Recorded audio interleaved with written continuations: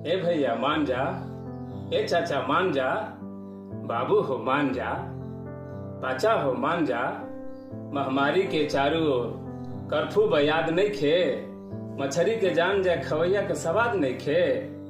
धत मर दे कौन अनेत कैले बाड़ा, का हो मुँही पर लाद धैले बाड़ा। लॉकडाउन बा तो घर से निकलल जरूरी बा, 10 दिन तो फरी ना होई तो कौन बेसबरी बा। पूरी दुनिया बेहाल भी या कुछ तो के बुझाता, घूमे खातिर बेबद बाड़ा पुदीना सुखाता। बात मान सुन, अपना पर कर्फ्यू लगाव, कोरोना से खुद बच, गांव घर समाज के बचाव। तने ना केहू बहरा से आवे तो झट से बताव, सुनला ना, केहू बहरा से आवे तो झट से बताव।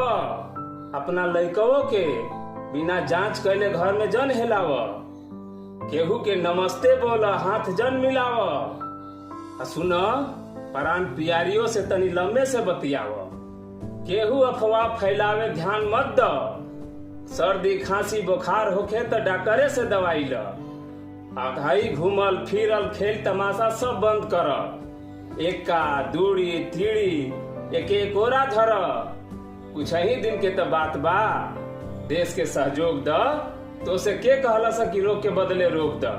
धत मर देता नहीं। सुना, अब यदि ना मनब तो पुलिस बेत लगाई, कोनो सोर्स पैरवी काम ना आइए मिथिलेश भाई।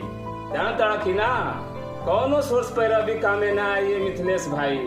सुनो, मान जा, ना तो जिंदगी के बाद जाई तब तक धीना। कपार धके कहे लगब, हो राम जी बड़ा दुख दीना, हो राम जी बड़ा दुख दीना। अरे मर्दे, जौन कोरोना अपना बाप के ना भइल तब तो से पटी। सावधानी हटी तो दुर्घटना घटी। यही से कहतानी, ए मोरे काका, ए मोरे चाचा, ए मोरे भैया, अपना मन पर लगाम लगाव। सेफ्टी से, सुरक्षा से, संयम से कोरोना के दुनिया से भगाव। हमार तो यह अर्जी बा, आगे रउआ लोग के मर्जी बा।